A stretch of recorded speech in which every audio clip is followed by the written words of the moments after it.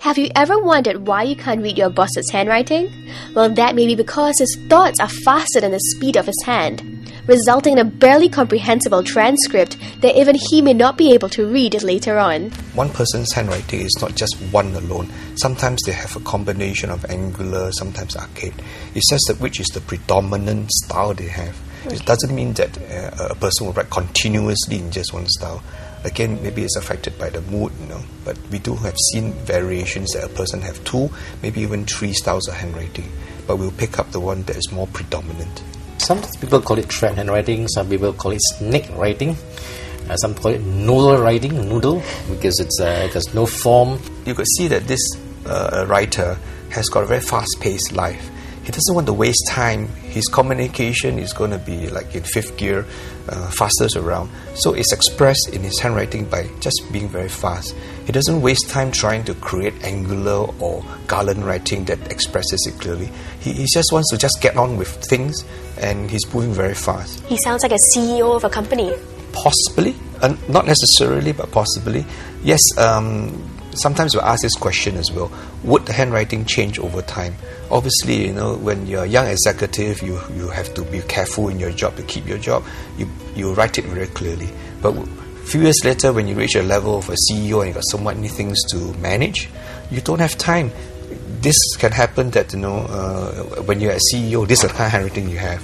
But 15 years ago, when you're a young executive, this is not the kind of handwriting. So it's indicative that the person's lifestyle now has to move on in high gear, and he just wants to communicate as fast as he can. There's very little we can see from the alphabets because the alphabets are not clearly formed. If you find that a person's handwriting has got the alphabet O that's not closed on the top, it's indicative they are very talkative people. They like to express, and these are very good in PR, in advertising, in communication businesses.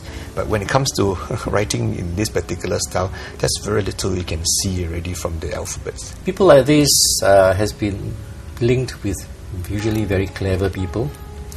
Their thoughts, like I say, is faster than actions, and most of these people are superficial. They are less committed.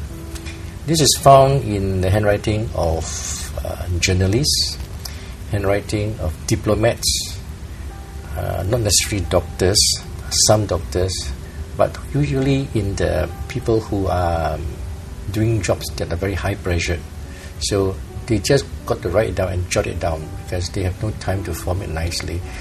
And again, most of these people write this more for themselves than for people. So if you have a colleague or especially a boss who writes like this, then you probably know that your boss has still time to hear you explaining things. Probably you just got to be really giving to him right on the spot and say, "This is it, boss." And that's it. There's no time to listen to your long stories. Yeah? Get to the point and leave. Yeah, that's it. That's right. Okay. If you'd like to get your handwriting analyzed by these experts, you can go to www.handwritingprofiler.net for information and rates.